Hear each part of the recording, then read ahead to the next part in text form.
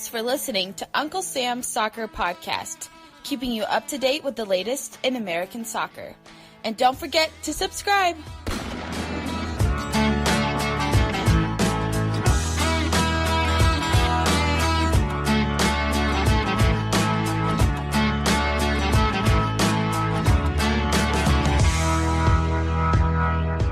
Hello, listeners. Welcome to Uncle Sam's Soccer Podcast. My name is Steven Jotter, and joining me today is Jake Watroba, no Armand Kafai, and we got a special guest.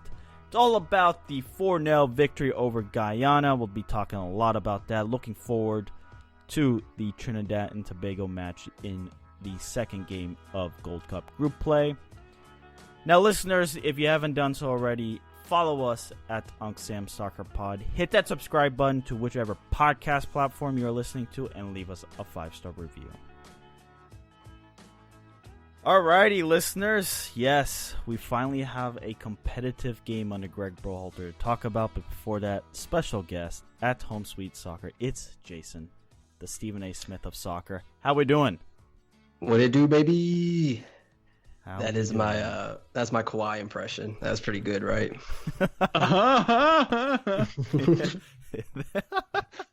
I'm a fun guy. Let's begin with this. Deadspin. Patrick Redford had this to open up, recapping last night's game.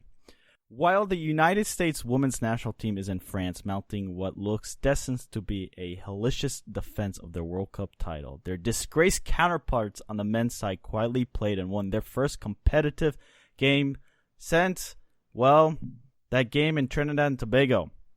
Well, guys, competitive game, first one since Trinidad and Tobago, a 4-0 victory over the 177th ranked team in the world. 2 goals from Tyler Boyd, 1 from Paul Arriola, and Jossie Zardes with probably one of the luckiest goals he'll ever get in his career. Somehow I don't even think so. I think like Zardes has just tops himself. Didn't he have a butt goal last year? And now he's got an eye goal. I'm excited to see what his next goal is. He's the Mark Sanchez of soccer, but with progress. Exactly. Let's get Greg Berhalter's thoughts first. First game of a tournament is always a little bit nervy. I remember back in the day in youth soccer tournaments, the first game's always, right? It's always a little bit nervy. So, we expected a lot of the same. And we told the guys, enjoy the experience. It's competition time. And I felt that we slowly got out of the nerves and started playing. Jason, I mean, Berhalter there is talking about being nervous, and I'm sitting here going, you're nervous against the 177th ranked team? I get it's the first game of a competition, but you're not playing Spain. I mean, the way the U.S. has been playing, everyone probably looks like Spain to them, right? So, and I get why he's nervous, because everyone, this is the thing, right? Like there is so much that relies on this Gold Cup, I think more than any other year within the past decade, right? Just because it's been a year now, he's brought in his players, he's putting in his system, and if there's no definitive wins, if there's no progress, like if they don't make the finals in a fan base and in a country right now to where we're complaining about everything surrounding with U.S. soccer, which, credit we probably deserve to, I think he's just nervous to make sure that first game they went out there, started on the right foot and didn't end up with a draw or somehow getting a counterattack and losing. So I could see why he was nervous. I could see why the players were nervous. But yeah, like for a man who doesn't say much, that's probably not the one thing he should say. Yeah, I agree with Jason there. That so many times when, at least recently, I should say, after these last 3 U.S. men's national team games, every time Greg Berhalter opens his mouth to talk about the players' performance or how the players are feeling, and we said this a couple days ago, he doesn't sound very confident in his side right now. And I get, this is the first big competitive match for the U.S. since losing to Trinidad and Tobago about 16 or 18 months ago, but it's Guyana. This should have been a cakewalk, and I get the scoreline indicated, they won 4-0, but it was anything but. It didn't look impressive at all yesterday. They let Guyana settle into that game for the first, I don't know, 20, 25 minutes of that match. Guyana didn't look like they were uncomfortable. They didn't look like they were out of their league.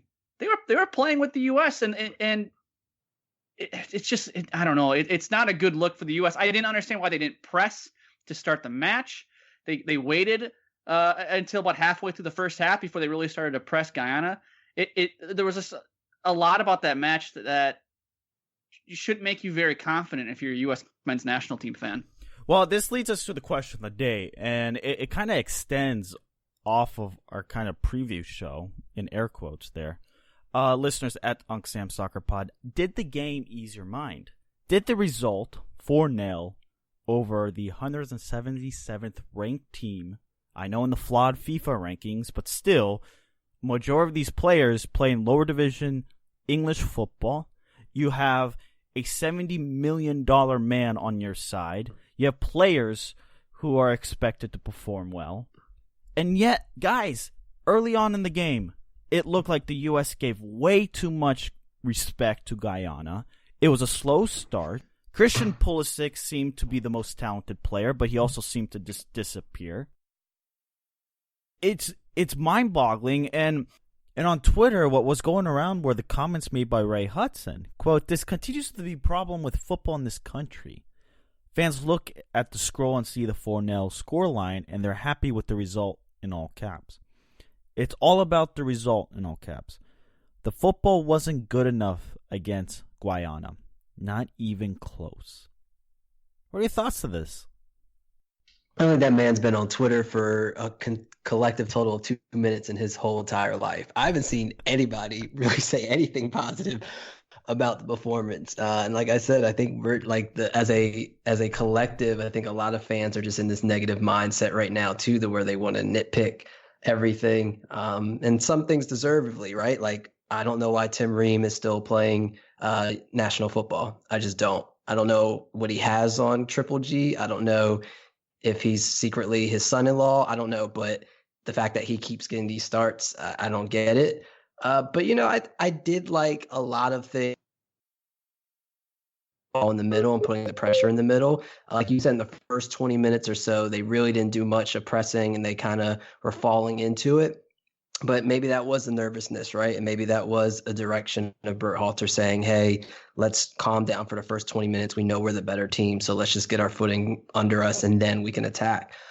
So I did like that. And then, Pulisic did in the second half kind of disappear, but I thought Boyd was absolutely great, especially taking people on. I think right now, both him and Pulisic showed that the one thing that the U.S. has been lacking in the past couple months was wingers being able to take people one-on-one or just anybody being able to take someone one-on-one. And I think they both did an excellent job at that, especially Boyd, right? And I don't know if it's just because Boyd's new and he's got something to prove. And I don't know if that kind of aggression and that momentum's going to last, but I hope it does, because he's the type of player, he gets the ball and it looks like he's not scared of anyone who's in front of him. He's going to take anybody on.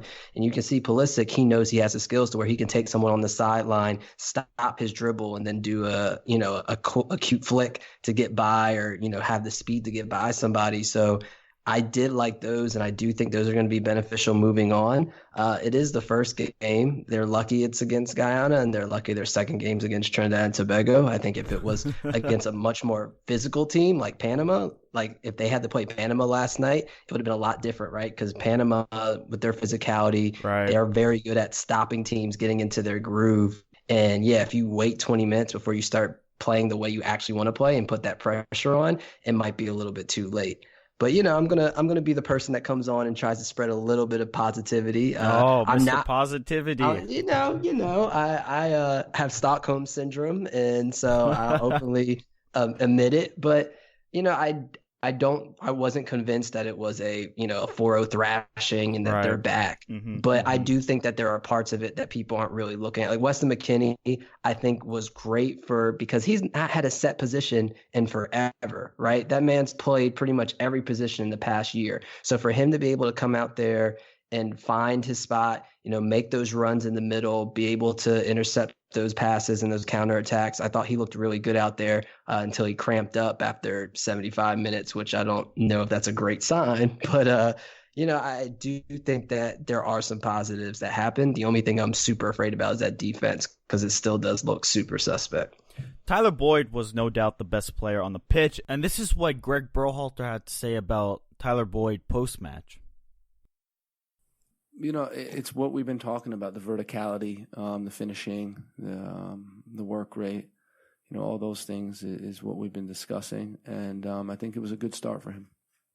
Yeah, guys, Tyler Boyd definitely looked to be the best player on the pitch for the U.S., which is a positive sign because after these last, the previous two matches against Venezuela and Jamaica, there wasn't a whole lot of silver linings, if you will, in those two matches. But I do want to talk about Paul Arriola, the other winger last night for the U.S. Paul talking about confidence after the team had stumbled in their friendlies against Jamaica and Venezuela.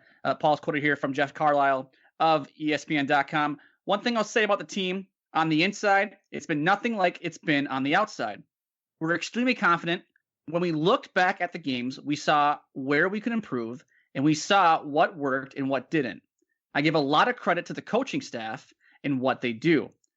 The positivity around the team helps us when it's a low time, like after Venezuela.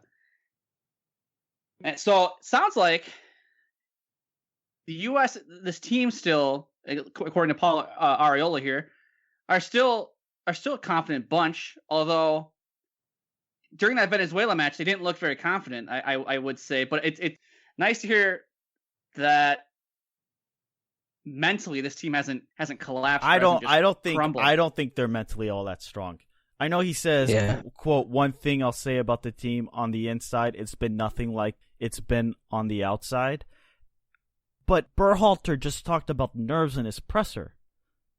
If this is a confident team, you're not nervous playing the 177th ranked team in your first competitive match since Trinidad and Tobago. I look at it like Klinsmann was your mean dad who no matter what you did was going to yell at you. Like even if you got a B+ or A- on your test, he was going to yell, why didn't you get an A+?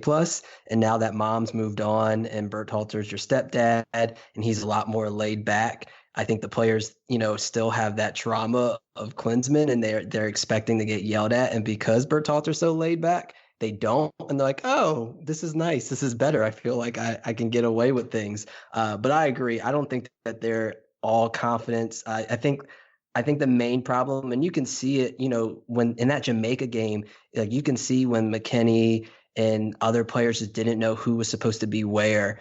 And I think what it is Berhalter tried to do too much too soon, right? Like he has a system. He's even said in his quotes before that he should have stuck with basic stuff. But instead tried to implement his system to players who have never played it before. And I think, if they are building confidence, it's because they're slowly starting to get that system. And like I said, having Guyana and Trinidad and Tobago as your first two games is a great time to fall into that system. But yeah, I don't believe it. I think Arriola has a great PR management team or a great teacher. And, that's something that's good for the U.S. though, because like I said, we need some positivity. So shout out to Arriola, even if he's lying to us, right? He must be listening to you. He must be following you on Twitter. I have no idea what you've been tweeting or been saying, but he must be on the Jason fanboy club there, pumping his tires up. I mean, I think this is actually an important note that he can at least be displaying this, and we have to, I guess, take it for what it's worth. I personally don't think it is all that strong based on how they played. I know everyone's complaining that Greg Berhalter's system is complicated or the players aren't as talented as our own Armand Kafai would say. But Jake, you and I were texting this afternoon, and you think Christian Pulisic is not playing where he should be. Yeah, I question if Christian Pulisic is capable of playing the number 10 for the national team. Actually, you know what? I question whether or not he's a true leader like everyone thinks he's going to be. I'm not ready to say that as a kid who's 20? He's 20, 21. Asking him to be the leader, and I get he's the best player in the team, but to ask him to be the leader, Jake, I think is a lot. Here's the problem. This is the expectations the fans have on him. This is not. I don't know. Maybe internally they have a different mindset. Yeah, but who cares about the fans? Like, Well, let's be yeah, for but the real. problem is when he doesn't have the captain's armband, or when you don't see him, whining to the referee, or maybe he might be whining to the referee because every soccer player does that. But when you don't see him commanding play, like you see other captains, or whether he's outspoken and he's there to defend his teammates the first moment he can, I think fans will be questioning that because he is the most talented. I know internally it's a stupid argument. Coaches, you're going to find somebody who's going to talk to these players, who's going to be able to influence the players. Pulisic does not have to be the captain, but the noise on the outside will infiltrate that locker room. Paul Arriola can talk about how sunshine and rainbows and unicorns that locker room may be on, whatever planet that is. You don't think that, let's say the U.S. go to the finals, beat Mexico 3-0, best performance that they've had in years. Positivity. This is no. This is not positivity. This is literally a I know what you mean. Story that I'm writing. Mm-hmm. But let's say Brooke wore the captain's armband that game, or Bradley, or anybody else. Do you think fans would honestly look at that, see that performance, and then be like, well, Pulisic wasn't wearing the armband. Maybe he's not the leader we thought he was? I don't think fans would really care because they would just care about the fact that they just beat Mexico. Exactly. And then also you have to realize, just because he's the best, he does not have to be the captain. And I definitely agree with you on that point. It's the So fans that I'm worried about, that they're putting that pressure on him. Yeah, I don't, bruh. Like Ariel said, then you just gotta mute the fans, because if you depend or you try to please the fans in every way, then you're just never going to win, right? Because no one's ever going to be 100% satisfied. Even if he was a great captain, there's still going to be a subgroup of fans who believe, oh, well, he's a good captain, but he's not playing in the right position, or, oh, he's playing in his right position, but he's not speaking up enough. And it's just, I would just ignore all that. I think that I am curious to know what you do think his best position is, if you don't think it's 10, and if you think that he probably should be on the wing. But yeah, fans could hate me for saying it, but if I'm an athlete, I don't necessarily care what the fans think about my leadership. I go out there, I do what I do best, and I do what the team needs. If the team needs him to be a leader, that's one thing. If the team has other people that are qualified to lead them, and they just need him to be the creative midfielder or be the person to beat people one-on-one down the sides, then you do that. This is a team game. It's not an individual game. Sure. It is. I think you're correct. Ignore the noise, and he doesn't have to be captain, but what we should be talking about is whether or not he's playing the right position, and whether or not he should be in the middle or on the flank. And this is a conversation we had way back in January when I was joined, or when we were, Joseph Lowry joined us with Armand Kafai, and I were talking about, okay, do you take Christian Pulisic on the wing, or do you take him in the middle? And I think Berhalter may have to play around with that. Tyler Boyd, where did he play? On the wing. He had a huge influence. Who was the other winger? Paul Arriola. He also got a goal. The problem is, if you put Pulisic on the wing, are you taking someone out of their position now? And does the United States have a 10 in the middle to fill in that role? Who's our most creative number 10? I mean, is it by default Pulisic? It's by default Pulisic, but right. My thing is, though, I just don't think he knows how to play the number 10. I just think he's better off playing on the wing. And I get your argument too, Jason. It's like, well, who the hell else is going to do it? You know what I mean? It's kind of like you're damned if you do, damned if you don't. It's also like with Michael Bradley too. It's like, I mean, can we move on from Michael Bradley? Yeah, we could, but who you want there? Will Trapp? Well, okay, well then I guess it's probably Michael Bradley then who should be there. Here's how I look at it. Do we have wingers that could do a decent job over Pulisic compared to creative midfielders who can do a decent job over Pulisic, right? It seems like we can replace Pulisic on the wing with somebody else who obviously won't be as good, but can be productive. I don't know if we have anybody who can be productive in that number 10. You think Berhalter's system naturally caters to the wings and for the 10 to be at a disadvantage when it comes to production output that everybody's going to see after X amount of games? Yeah, to be honest, I don't know. A good segue into that though would probably be this weekend's match against Trinidad and Tobago. Yes, And let's talk about it. I Let's can talk tell about Trinidad and Tobago because you are quite excited about this match. I was, until I remembered what watching Trinidad and Tobago for the past 20 years of my life was actually doing to my soul, and realized, oh yeah, I forgot this is actually absolutely heartbreaking and I shouldn't be getting excited over this. But one thing I think you guys should definitely check out, and first and foremost, I miss Stephen Hart. So Stephen Hart, I don't know if you listen to these podcasts, but please come back and coach Trinidad and Tobago. Please. I miss you so much. But that aside, one thing you'll notice with Trinidad and Tobago is they did not put any pressure on number 10 or any pressure even in the number 6 when he came up from going box to box in the midfield. They're just kind of sitting back and allowing the creativity to happen. So when we talk about Berhalter's system, when we talk about the production, I think whoever's playing the 10 spot this weekend is going to get more space than they could have ever imagined, especially when Trinidad and Tobago keeps playing people like Cyprus, who's been 28 years old for the past 10 years and plays like it and is afraid to come up into the box, just kind of uses his height and stays back. And when you watch the Panamanian first goal, you'll see it's because he kept going back as he was being attacked, as opposed to coming up on the ball to block the shot.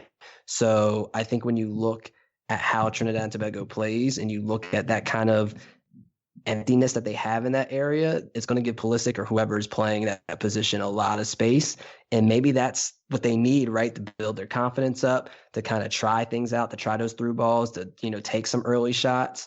I think that's going to do wonders for their confidence. Do you expect Jake Berhalter to make many changes against this Trinidad and Tobago? Obviously, the health of Weston McKennie, who got pulled due to an injury. Berhalter said it was minor, so he's technically fine. Berhalter also in his press conference talked about 2 planned subs, so you had a third, and that was used on McKennie.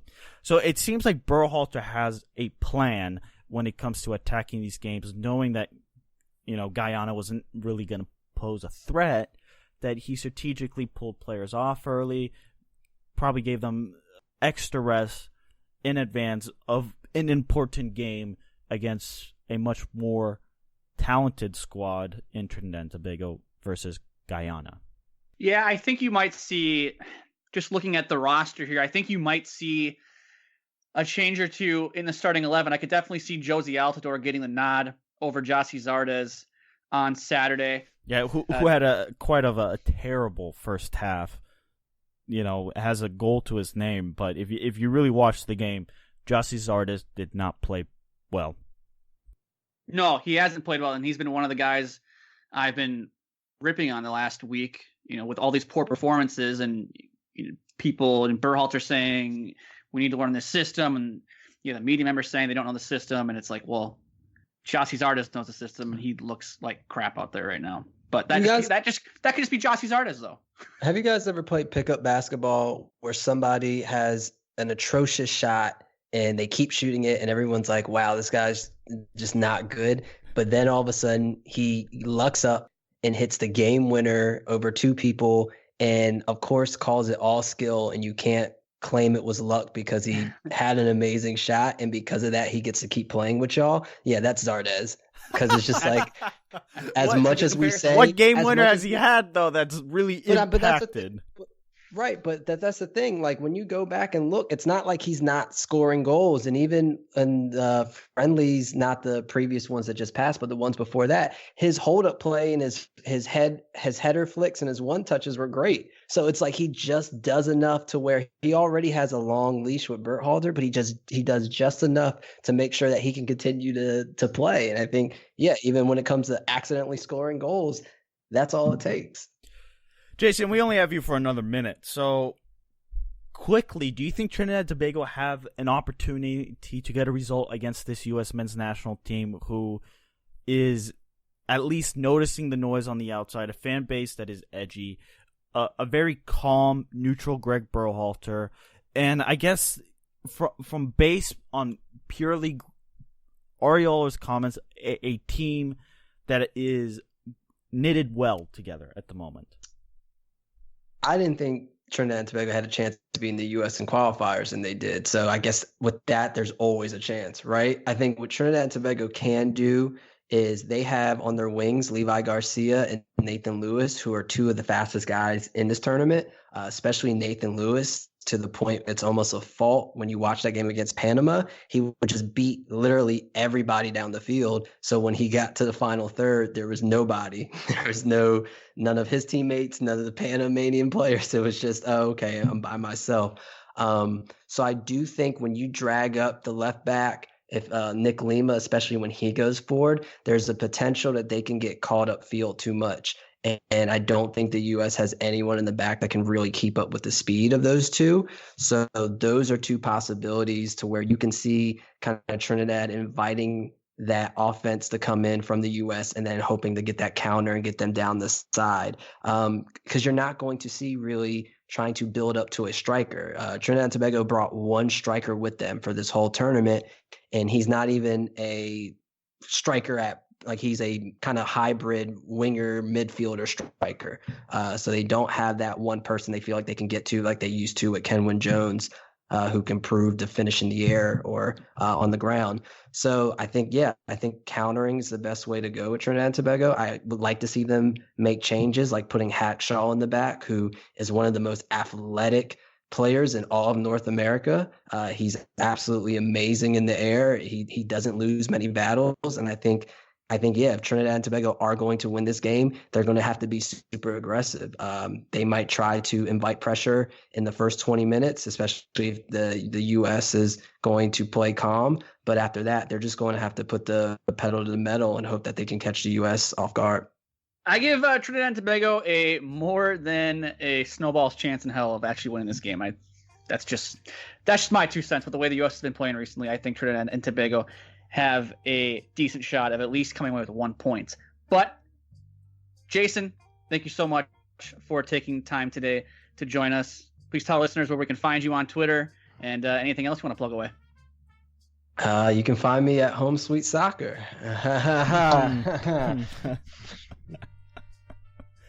Well, there you go. Jason, appreciate it. Thanks, guys.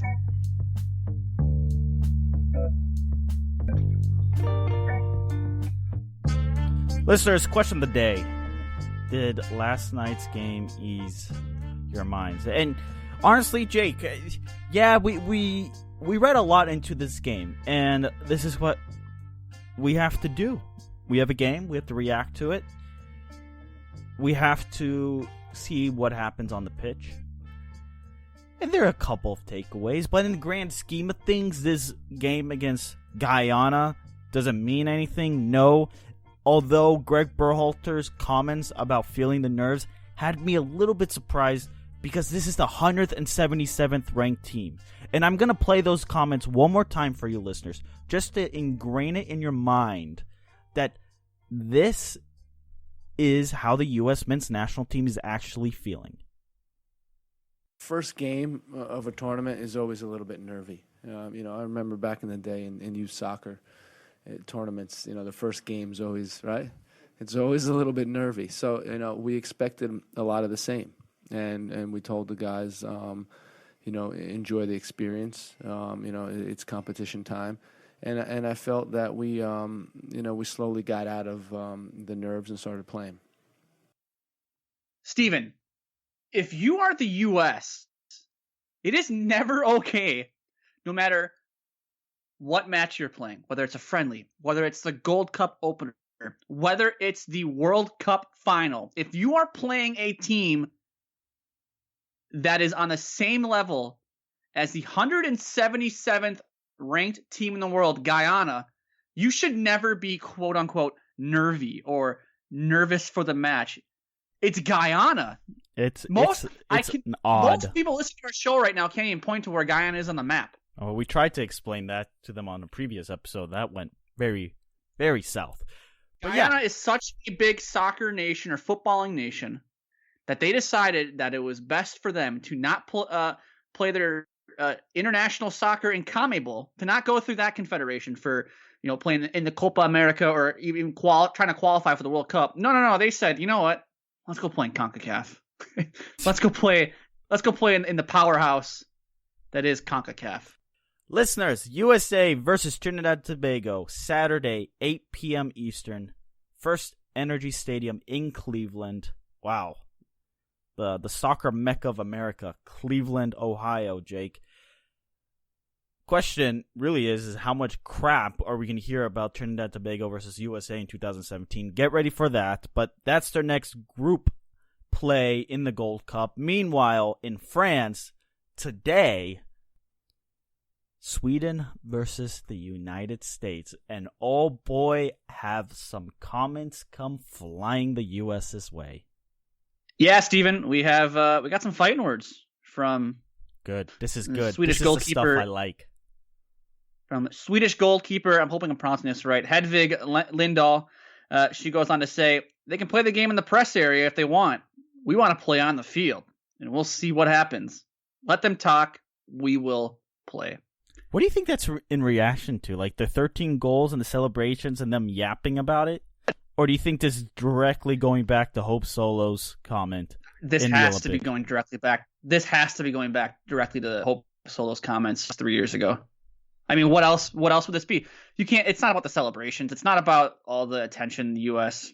got for beating Thailand 13-0. This is directly related to Hope Solo's comments after Sweden beat the U.S. in the 2016 Olympics, where Hope Solo called the Swedish national team a bunch of cowards. I wonder if it's smart comments by the Swedish goalkeeper to say this, because if you're in the U.S. locker room, it's propaganda now. You post it on every locker room and going, hey, look, you guys are a bunch of talkers. It doesn't make any sense, though, for Sweden to give them any extra motivation or any extra ammunition. But here's the thing. Wait. But does the U.S. really want to play France in the quarterfinals? I mean, at the rate of which the U.S. is playing right now, I don't think it matters to them. I thoroughly believe the U.S. is going to steamroll Sweden today. We will see. Listeners, question of the day. Did last night's match against Guyana actually settle anything? Obviously, we had quite a bit of a reaction today, but in the grand scheme of things, the answer is pretty much no, it didn't. In fact, it shouldn't have. If your measuring stick is the 177th ranked team in the world, Guyana, then we have other issues. Follow us at Jake Watroba, at Steven Jordan, at Unc Sam Soccer Pod, at Home Sweet Soccer. Thanks to Jason for joining the program. Listeners, we'll be back next week with another round of U.S. Women's Chat, U.S. Men's Chat. Be on the lookout for some special interviews. And send in your thoughts at Unc Sam Soccer Pod. Until next time.